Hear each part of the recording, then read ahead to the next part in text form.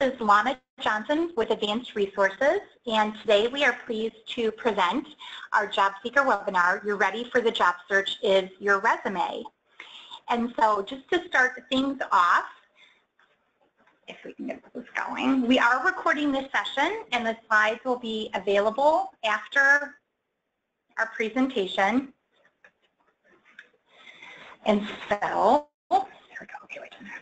Okay, good. Before we get started, sorry for that delay.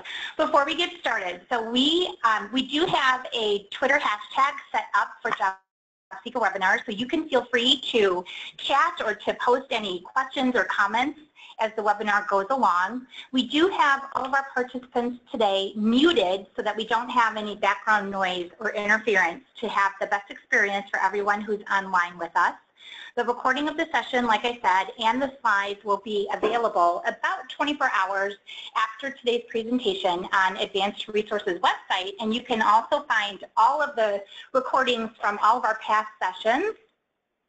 And then finally, if you have questions that you want to submit throughout the course of the presentation, you can use the question feature of GoToWebinar, and we will be answering those questions at the end of the session so that our speaker can make sure that she gets through all of our material today and provide the most value for everyone who is with us. Just a little bit about us in case you are not familiar with Advanced Resources. We were founded in 1988, so we have been in business for almost 30 years. And so we provide talent and workforce business solutions in our 4 branch locations, downtown, Northbrook, Downers Grove, and Schaumburg. And we specialize in HR, technology, finance and accounting, healthcare, and office support staffing. We do have 3 sister companies, and together the 4 of us make up the Advanced Group. And we invite you to bookmark our website and definitely to follow us on Facebook, LinkedIn, Twitter, Pinterest, Instagram, you name it. We're out there on social media, and we have so much valuable information and motivation and job search tips. And then also we do have a blog that we publish every week, and so if you go to our website and go to Advanced Insights, which is our blog, you can subscribe so that you can always be receiving our latest material right in your email inbox.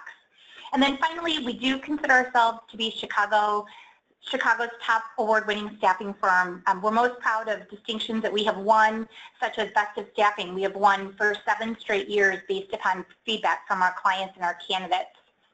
And so we're excited with 30 years, almost 30 years of experience to be chatting with everyone today about a really important topic for job seekers, which is obviously your resume. And so today I'm very pleased to introduce our guest speaker, Christine Nowicki, and Christine will introduce herself in a moment, but she has a tremendous amount of experience in helping job seekers, whether they are at the executive level or what have you, conduct a successful job search. And so she will be talking with us today. She's coached thousands of people on their resumes and having the most positive representation of themselves.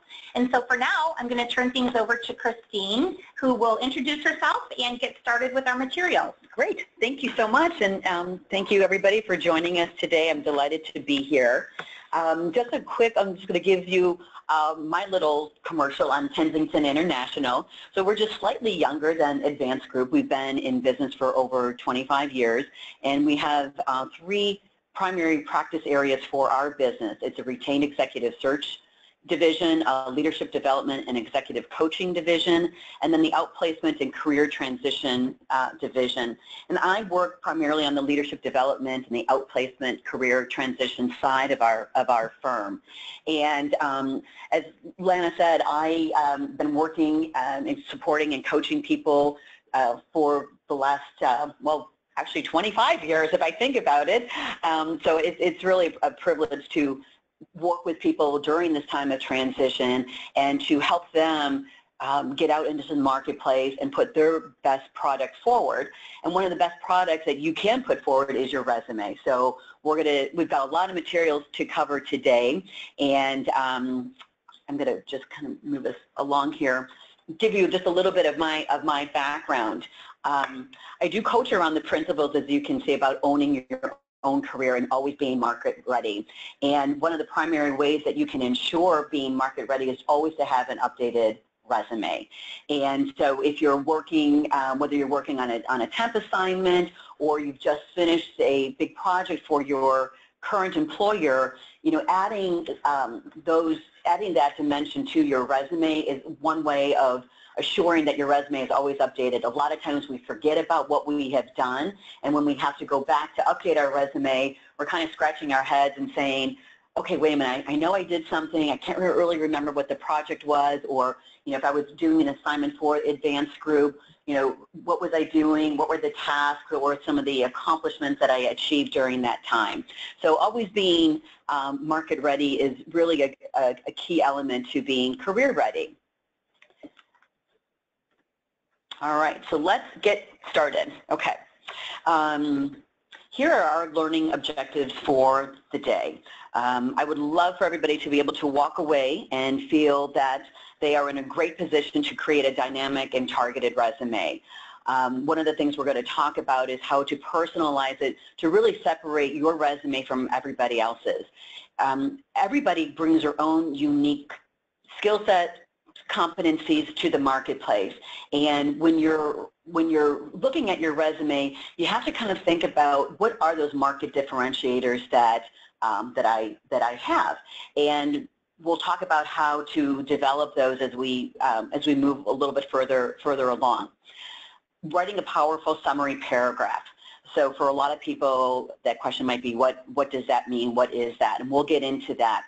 Very briefly, what has changed a lot in resume development is you no longer have an objective. People would write objectives, and that objective really was more you-focused about, who you are, what you do, what you're looking for. But today's resume, and again, I'm really sharing with you best practices over the last, 25 years and the evolution of resumes over the last 25 years. It really has turned to being a summary paragraph. And again, if you think about the summary paragraph as being your infomercial, what do you want your reader to extract from you if they are reading your resume? Writing meaningful accomplishment statements, and then for many job seekers today, it's making sure that your resume is ATS proof, which is the automatic tracking system, and that is going to be critical as well. Okay. So what is the role of your resume?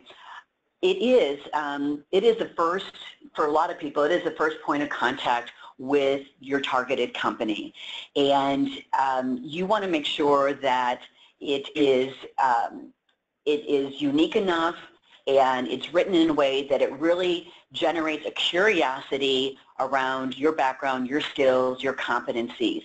And if you think about it in terms of it being your marketing brochure, this is the first thing that goes out in the marketplace. So if your resume isn't leaving a great first impression, and you may have had experiences with receiving something in the mail or looking at something that didn't really instill any kind of emotional response to it, you're not going to pay attention to it. So we really want your resume to be the best product out there. And if you think about yourself as selling yourself and being in this marketing, that this is my marketing brochure, this is what I want the marketplace to know about me, that's a good context in which to frame the writing of your resume.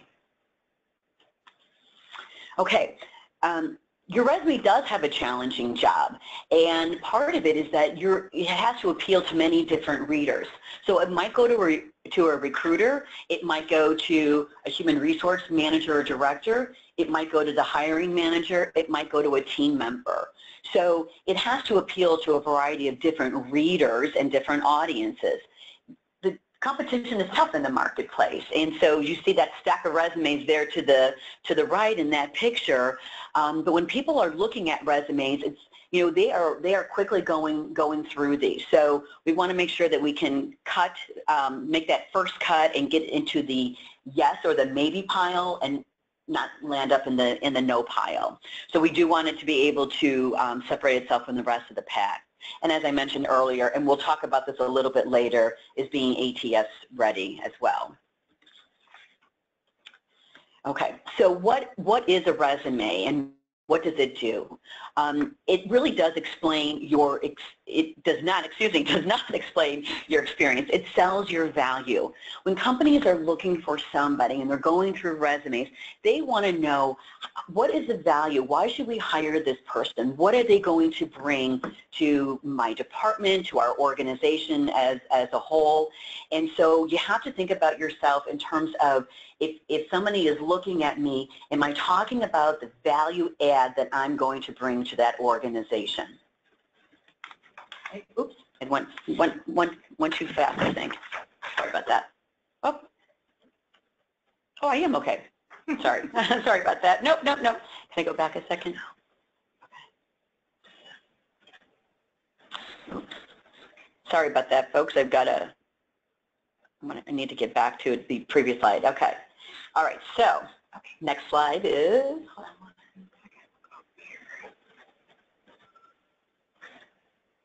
Okay. There we go. There we go. Yay! All right.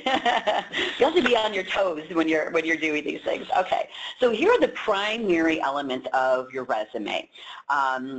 Most resumes are written in chronological order. So it is your most recent experience first, followed by other experiences that you have had. These are the main components of it, and some of the things that you, again, want to think about including on your resume is beyond your professional experience, any military experience that you've had, professional development courses or classes that you have taken, clearly your technical skills. So any software, hardware, Excel spreadsheet, anything that you have a technical competency in, you want to designate that on your resume.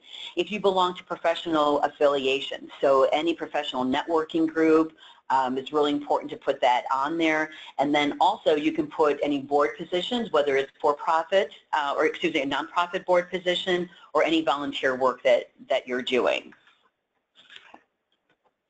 So the first part of the resume is called the header. And the header is basically just how it sounds. It is laying out your personal contact information. So you're going to have your name, and I have an asterisk right next to the address. Probably in the last year and a half, I have stopped putting addresses on resumes. And the reason for that is that I don't want people to discriminate against where I live in relationship to where the job is located. So if I'm living in the city, but there's a fabulous opportunity up in Deerfield, I don't want somebody to say, oh, they're not going to travel to Deerfield, it's too far. Because one, they may not know that, you know, maybe my lease is up and I'm going to be moving. I don't mind hopping on the train and going someplace. So I would rather make that decision. I would rather have the candidate, you being the candidate, make that decision before I have somebody else making it for you. So that's one of the reasons why I've really eliminated putting an address on there. So you want to have your email address. This is really important, and it's really important too that your email address is a professional sounding email address. So you really do need to eliminate not only something that may have resonated with you in college, but also anything that might give you or the reader of your resume an idea of when your age. So don't put your birthday on there. So if you were born in 91, you don't want it to be like 691. So, you know, just keep it really clean, real simple. So it'd be, you know, christinawicki@gmail.com. Also, make sure that your email houses from this century, so no AOL email addresses. So I would even say maybe even eliminate Hotmail, but you want it to be, probably Gmail is the safest one. Okay, cell phone, and then also your LinkedIn URL address. That's really, really important.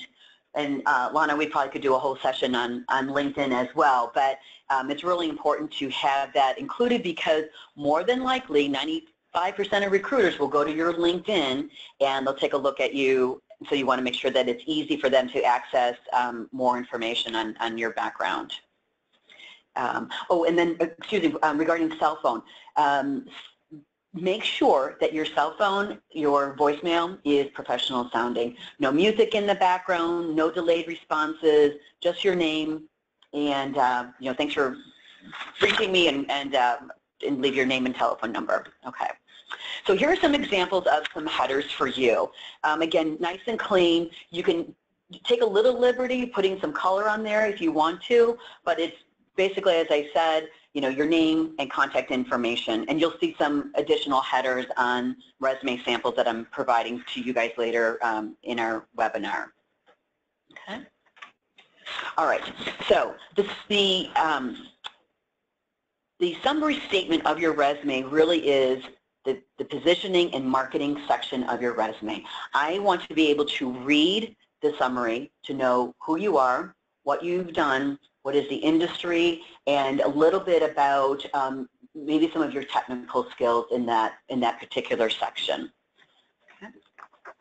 So what does an effective summary, what is it composed of? As I mentioned, it's overall experience, some key technical skills, any functional skills. The position sought, this is a little bit nuanced if you are somebody who's just graduating from college, or if you are a career changer. And again, I've got some samples of some of those summaries in my presentation here.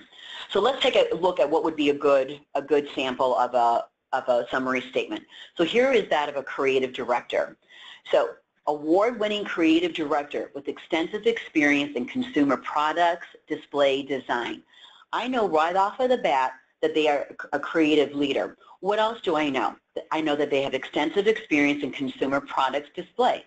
What else are you telling me? My area of expertise is in innovating and launching display systems, targeting emerging markets, cost-cutting, streamlining processes. Here are some other things that I do. So it gives me, it's not telling me what I want. You know, I'm not looking for this. It's telling me who I am, the value that I'm bringing, and what you're going to get if you bring me onto your team. Here's one that kind of reflects a little bit about maybe that's not so good. Friendly, detail-oriented professional with a can-do attitude. Okay, it's great, but it's really not telling me. But where? What is your role? What is your function? An enthusiastic team player with genuine commitment to high-quality results. Again, these are things that you can talk about yourself in an interview, but it's not really conveying a message as to who you are, and that's what you really want that resume to do.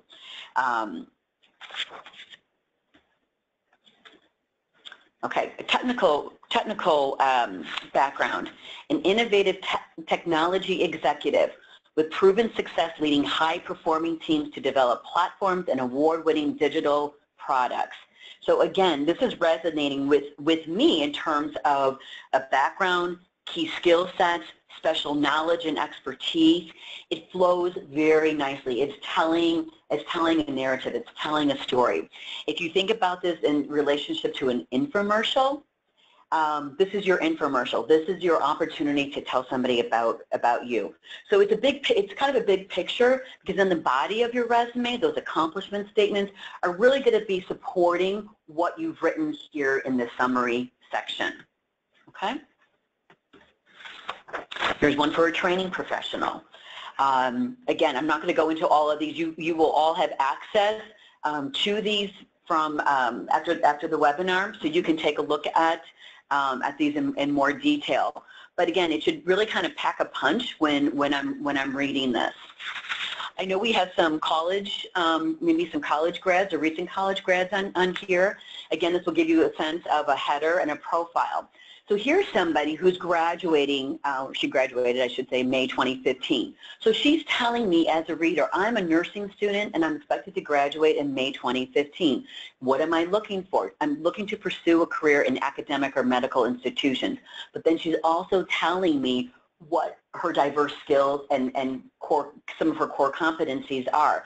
So even though she's a college grad, she's made that declarative statement in that very first sentence, but then she's going into some of the details of, wow, you know, this is somebody who spent over 900 clinical hours doing observations in various different venues. The other thing about those who are early, who are college grads, this is the only place in your resume really where your education should be on the first page. Anybody else who's been out working for a year, that education goes to the second page. If you are an MBA and if you've gone to a B school that a B school, you can put that you have your MBA in that summary section, but it probably should be that last sentence of your summary section. So again, only college grads education on that first page. Okay. Here's a summary of an administrative assistant. The difference the thing I'll point out here to you guys here is the fact that she then highlights some special assets that she's bringing: managing projects, customer service, prioritizing workflow, those types of things. She also could put up there those technical skills that she has: Word, Office, Excel, anything that is going to, again, if I'm going through a pile of resumes and I'm looking for those technical skills, she could easily put all of those in that area. Okay. A sample of a salesperson. You can see that. Now, a salesperson, highly competent, energetic. I'm going to want to see that in a salesperson. Also, too, some of the exceptional interpersonal skills. That is going to be something I'm going to buy into as a reader, and also the fact that this is the audience that she has sold to: managers, directors, VPs. So I know what level she's coming into an organization. Human resources. I know we've got some HR folks on the line as well. And again, here's some areas of expertise that you can designate up here, as well as talking about the diversity of your experience, whether it's been international, national, maybe the different locations that you have worked at, or the teams that you have supported. Maybe you're here in Chicago, but your teams are in California, as with this individual, and New York. And again, then you're going to go into that professional experience. Here's a quiz for you, Lana. Okay. I'm ready. So how many seconds does a person spend reading a resume? I think I read something recently that on average recruiters literally spend 6 to 8 seconds when they first glance at a resume to see if things pop out, like you said, if it packs a punch. And recruiters sometimes have hundreds of resumes for every job that they have open. So their job is to quickly discern which ones go into the check this person out more pile and which ones go into send the rejection letter pile. Absolutely. Yeah. And you were right. So if you think about this, we spend so much time developing our resume. I mean, we spend hours writing it, rewriting it, checking for errors, and the whole thing. And if you think about someone just spending 6 seconds on this, okay, if I'm reading this for 6 seconds, what am I taking away? So this goes to that yes, no, and maybe pile.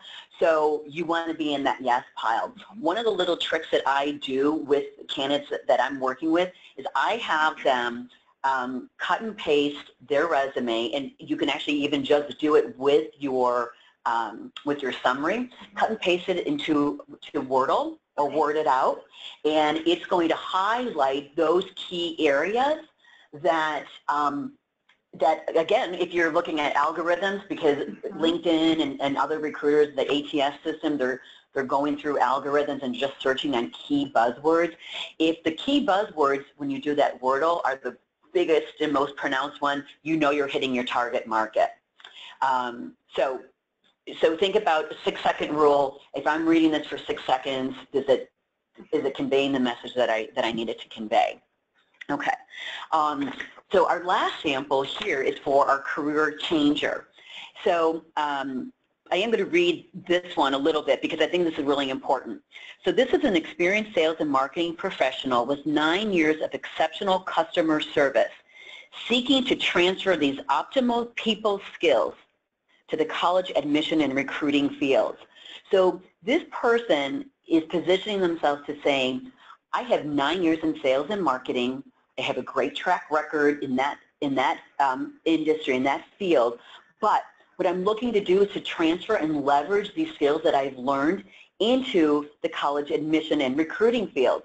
So this is the opportunity where you can say, because if someone just goes to look at your work history and they're saying, okay, you want to be a college recruiter, but you've been in sales and marketing, I'm not getting the message here. So you have the opportunity in the summary to say, I know what I can bring to the table because I'm still adding value. I'm still bringing a lot of experience to the college admission. And if you think about a college admission, you are selling. You're selling and marketing your university. So again, this person decided, okay, what are some of my strengths? Excellent communication skills, a proven track record of exceeding goals. Again, skill sets that are needed to be a college admission person. The other thing that the statement that they're making is that this particular person is already volunteering at ABC University in that department.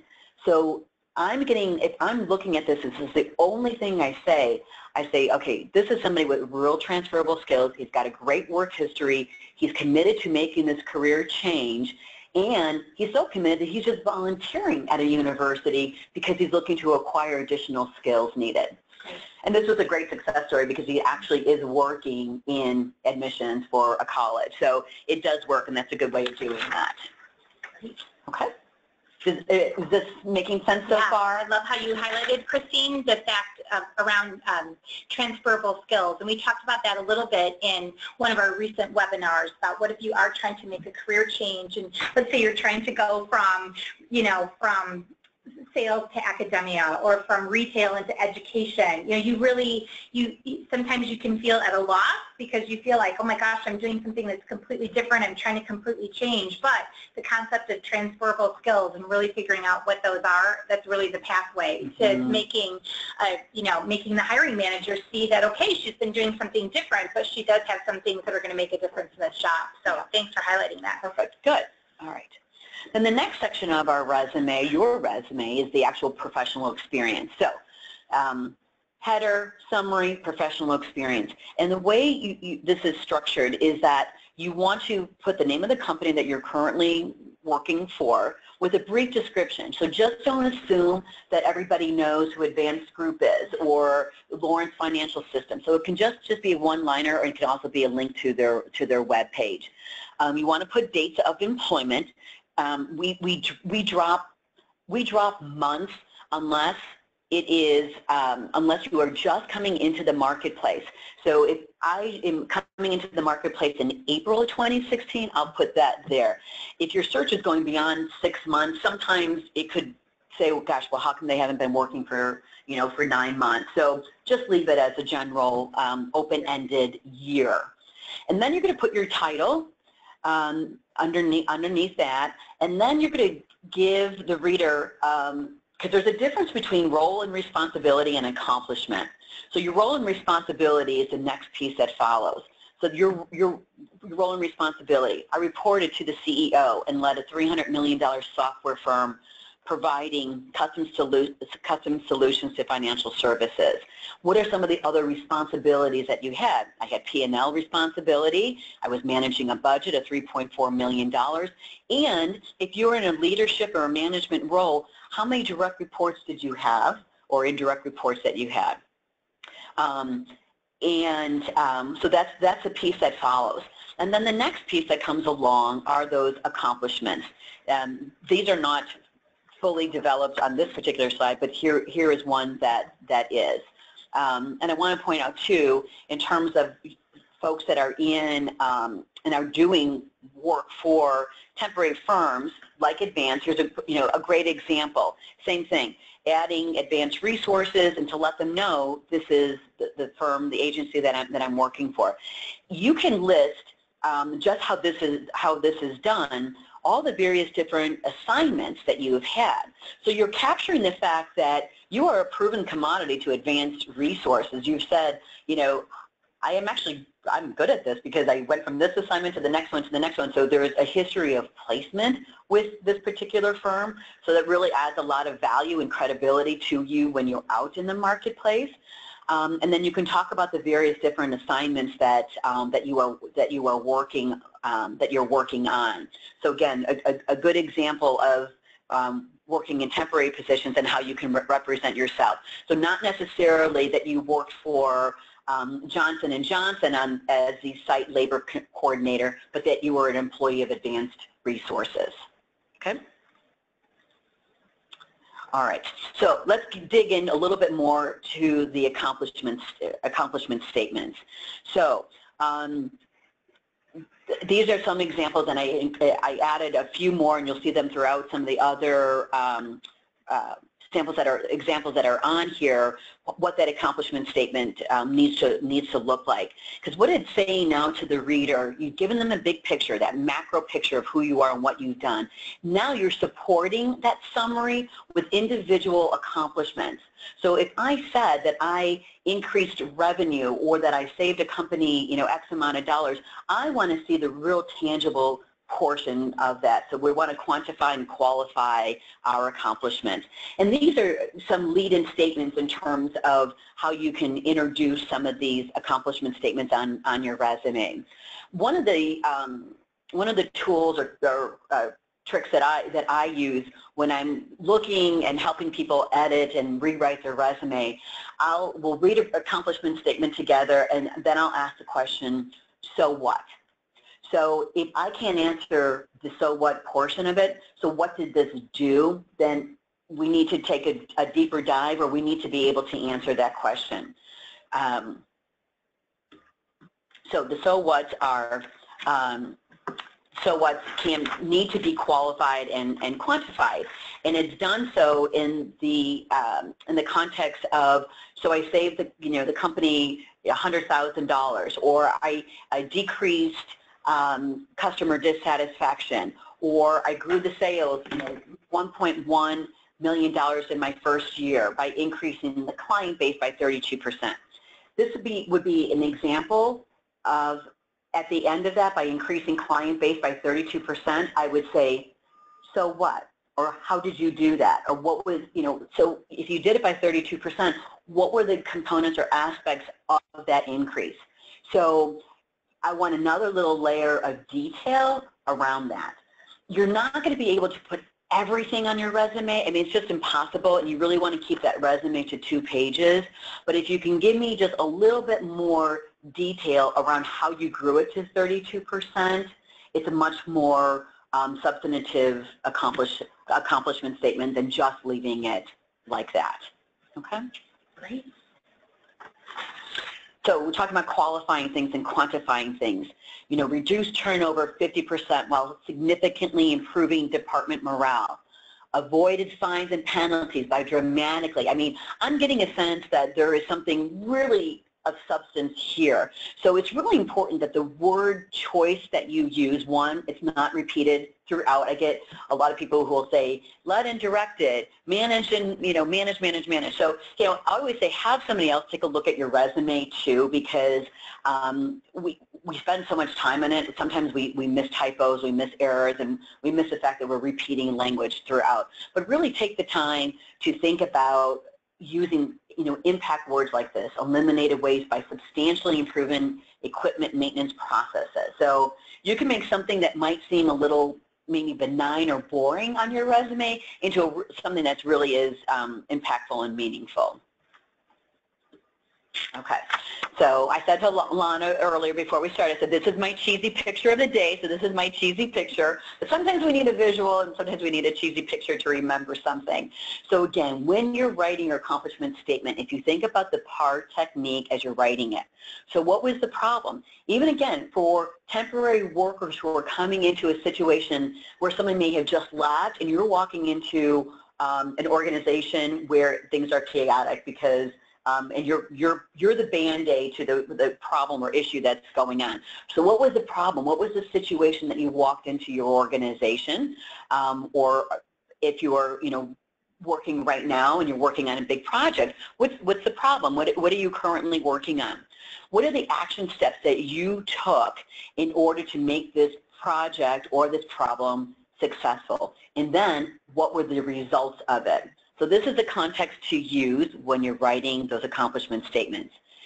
The other great piece about this is that this is also the technique that we use when we're coaching our candidates when they're interviewing. because people are going to ask you, tell me about a time where you. So you're really helping yourself when you're writing these PAR accomplishments. You're also writing your PAR stories. You're now bringing, when you go in for that interview, you're bringing these PAR stories to life. They're going to ask you about this, and now you get the opportunity to really tell the story behind that accomplishment. So you're just not doing it for the sake of having an accomplishment on there. You're doing it because you're really preparing yourself for your interview and to bring these stories to life. All right. Okay. So I know we're running a little tight here on time, so I don't want to zip through these. But again, problem that you face, the action that you took. So again, you'll have all of these readily available to you, and you can take a look into some detail around that. Okay. All right. Just real quick in terms of, let's take a look at one of these accomplishment statements from good, better to best. Here's a good, good, hired and trained tellers. Okay, better. Hired and trained 64 new tellers in 2015. What's the best? I hired and I trained in different branches, different locations, in designated amount of time with 60, which equates to 94%. There's your qualitative, quantitative accomplishments written here. And then the fact that they are still, there's your so what. Well, so what? Well, after 12 months, they're still on the job. So that's a great example of a very powerful, impactful accomplishment statement. Okay. I loaded you guys up with some action verbs to use. So again, take a look at these. You can go out to LinkedIn. There's a bunch of different sites out there that will give you these action verbs. But it's important that that you use a variety of these when you're writing your resume. And again, you have access to all of this. Okay. Okay, again, accomplishment statements, the importance of that. Here again are some additional examples for you to have. And again, as you're kind of managing your career, finish a project, write it down, have a resume file going, keep it on your notes someplace so that at least you can go back and talk about your projects in some more detail. All right, so the shape of your resume. Companies, employers are really looking at what you have done most recently. So depending on where you are in your career, if you are advanced in your career, they're looking at the last 10 to 12 years. If obviously you're an early careerist, they're going to be looking for just consistency of work. They want to know if you graduated, you've been gainfully employed. But really, we're highlighting the last 10 to 15 years for those who are advanced in their career, and then for those who are who are just starting out, you're just going to have a couple jobs on there. So don't worry about that. The other thing you want to have on your resume, of course, is your education and professional development. So again, advanced degrees, you want to put date, place, the degree that you received. If you went back to further your education with any certification or any special training, this would be the place on the resume. So after your work history, your employment history, the next piece that follows on the resume is your education and professional development. Okay. For those of you who may have just recently graduated, I've had some early careers who will put that they, funded or they worked throughout their college on there, because again, it shows a level of real commitment and hard work and dedication. So that's something that you could do. Again, technical skills. For you, for our IT people out there or our admin people, I would say put these technical skills on the front page of the resume so that they're highlighted. For others, if it's not one of those deal breakers for you in terms of your job, you can just assume people know that you know how to operate a computer and system and Microsoft Word, etc. It might not be that important. But again, professional affiliations is there. Okay, ATS. This is like the hot topic right now. What's interesting about ATS is that, and I just was doing some additional research today about this, 75%, which is a huge number of resumes, are eliminated, not because of your qualifications, but because you haven't formatted your resume correctly. So both the Muse, it's called the Muse and it's on here, and LinkedIn have great references and resources to show you how to get your resume ATS ready. And you probably will have two resumes. One will be an ATS ready resume and the one resume in which we have been talking about today. And most of the nuances with an ATS resume is you can't have color, you can't have lines. So it's really more of a formatting piece as to why you get eliminated. But you also want to have, when we talk about at the very beginning, it being your marketing brochure, you want it to have some style and personality, so you don't want to be presenting to your future employer your ATS formatted resume. Does that make sense? Yeah, absolutely. And for those of you who might not be familiar with what ATS means, so many companies today use automated technologies to manage the influx of resumes that they're receiving. And so many organizations have technology that all of their candidates and all of their applicants go into, and many of these ATS systems are really sophisticated. And if I'm a recruiter or an organization using a sophisticated technology, I can enter in the criteria I'm looking for, and the ATS will siphon out anyone that doesn't meet that criteria. And like Christine said, if you're trying to be too fancy with the version that you're submitting online, you could get booted out and you'll never even be looked at. So in past webinars, we've also said have two versions, the one that you use to apply online, and then the good-looking one that you bring with you to the face-to-face interview that really creates that great first impression. So thank you for touching on that. Yeah. And we had, I had mentioned the Wordle or Worded Out. This is exactly what the ATS system does. Exactly. So I would actually encourage you to do that. Wonderful. Okay. So again, here's some other tips and information about being ATS ready. And as I mentioned here at the very, very bottom, two really good resources, the Muse and then LinkedIn. The Muse is actually one of my favorite websites just for current tips and information on the whole job search process and strategy. Okay, so we have a couple minutes left. Again, we talked more or less about the chronological resume, which I showed you. The functional resume, this might be for somebody who is really trying to highlight just accomplishments. So if you're a person who maybe came in and out of the workforce, a functional resume just emphasizing your skills, not so much the chronicity of your career might be more appropriate. And then there's a hybrid model of both a chronological and the functional resume. Okay, so some quick resume writing tips. I've touched upon some of those, but I would absolutely say have a person or two read your resume. I would also be careful too, because everyone's going to tell you, oh, you should do this, you should change it. They can drive you crazy. So just be confident with your resume. You as an individual, you are the person who are going to land the job. They're going to meet you, they're going to fall in love with you, they're going to like what you're bringing to the table. But have somebody take a look at it, make sure it's conveying the message that you want it to convey, that it's free of any errors and typos. I cannot tell you if there's the typo on there, you're done. So double check. I read resumes sometimes backwards, because if I'm reading sentences, I'm just assuming I know the language, and so I can sometimes miss things, okay? And then what to leave off, obviously, but I think what's really important, I still put references on there. Don't put references on there. Obviously, don't stretch the truth. No clip art. If you are in the creative industry, you can add some color. You can have your portfolio that speaks to what you have done historically. Don't leave any salary information. Anything else that, reason for leaving your organization. And clearly you can do a little bit with color, but don't go crazy with it. Okay. All right.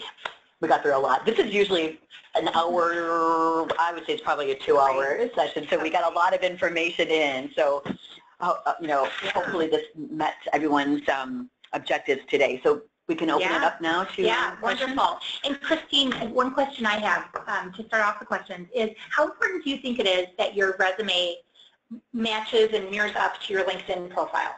Oh, that's a great question. So my opinion on LinkedIn is that LinkedIn gives you the opportunity to, your resume is really hardcore. It's hard technical skills. LinkedIn gives you the ability to tell a little bit about your story, a little bit about your personality, while complementing those technical skills. So if I'm reading your LinkedIn, I want to see those core skills and competencies, but I also want to get a little splash of your personality. So if you can mirror the two, I think that's probably the best, because they already have your resume. Right.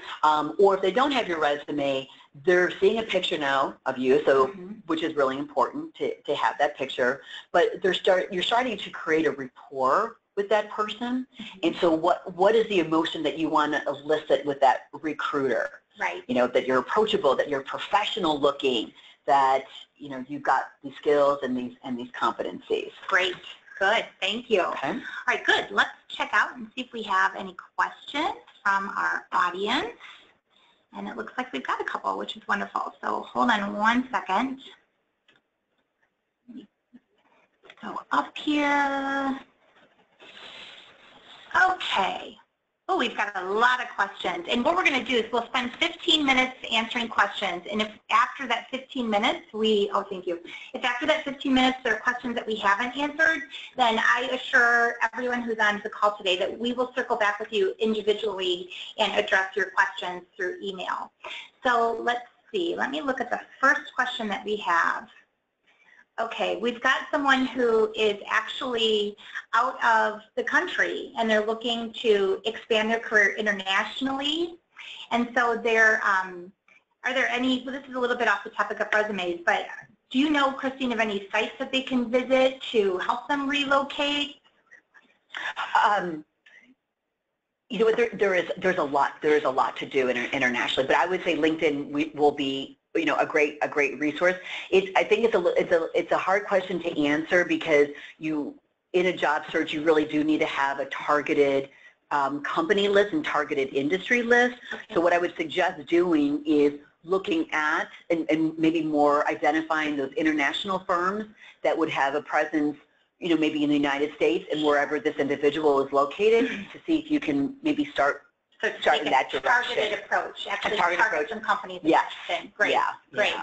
We had one person ask what actually is WordAll, so that there's some curiosity about this tool. I want to know more about it too. Yeah. This is awesome. So it's actually called Wordle, WORDLE, or Word It Out. So you can Google either one of those. Okay. And then what you'll do is that you'll cut and paste. Okay. Put it in their little box, and then it's very fun, because then you'll see the beautiful, you know, graphic of you. Yeah. Wonderful. I love it. Just leave your name off. You know, any of the header stuff, leave that off. Okay, cool. We learned about a new toy today. Okay, good. Another question is, how should you handle gaps in employment on your resume? Okay, so there's really not a lot that you can do regarding that. The way you can handle gaps in a resume is really through the cover letter, or through a conversation. If you've been out of the workforce for a few years, maybe you went back to school, or maybe you stayed home to raise children, you can account for that. I've had people who've actually written that on their resume, that they've been out for whatever reason. But really, that cover letter will be your opportunity to say, I'm back in the marketplace after such and such, and you can give your explanation during that time. And that's actually kind of where person internal to the organization, I call them internal champions, people within a company that you're interested in and that is currently working, can really help advocate for you. And to say, I've known Lana for 15 years. She's been out of the marketplace, but she's back. I think she'd be fantastic. So having that person who can help close that gap a little is really helpful too. But it's our marketplace is very fluid. you know, people come and go a lot. And so I think that if you're really looking to kind of get back into this, people understand, you know, absences for a period of time. Sure, that's great. I love the concept of addressing it through your cover letter per se. So another question is that we have someone who says, I heard it's not a good idea to put the year you graduated on your resume, as it can potentially be another way that people could discriminate against your, obviously, age. So what are your thoughts on that? Yeah, it's, you know, that's a great question, because I get that all the time. And you know, unfortunately, our age is our age, so we can't really hide it. But I do think that there are some discriminatory practices that do go on.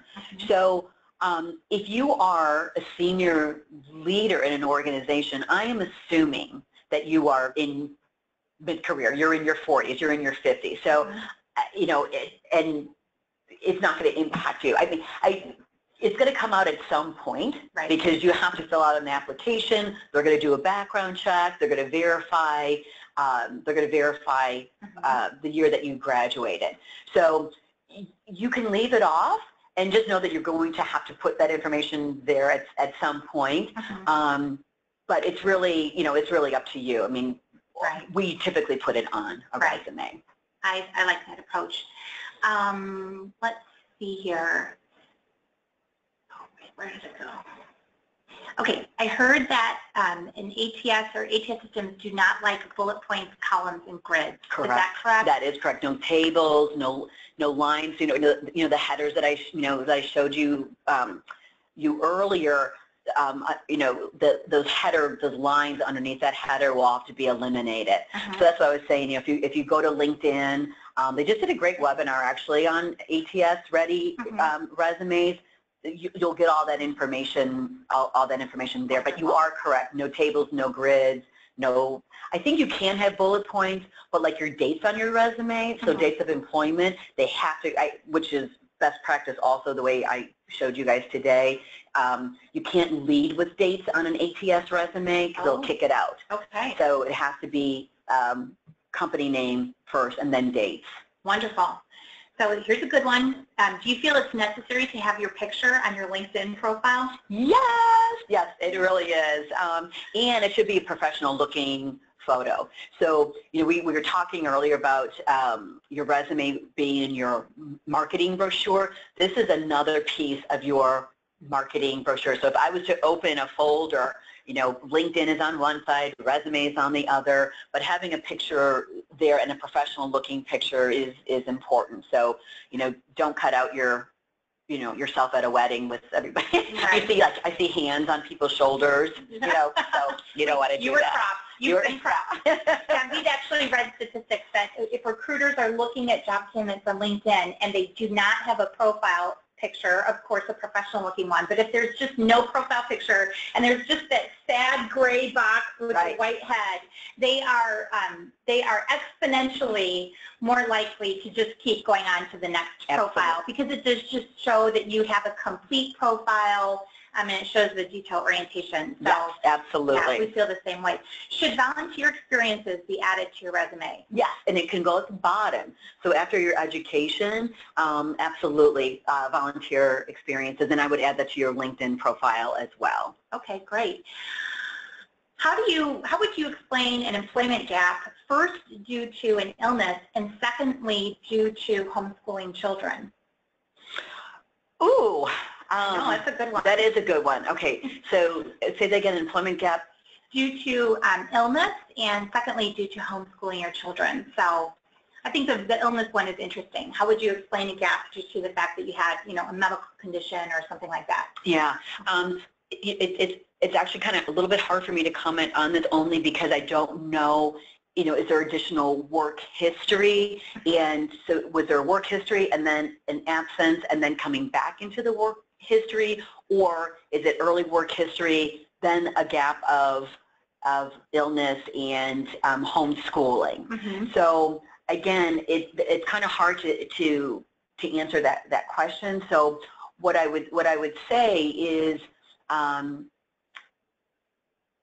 a good question.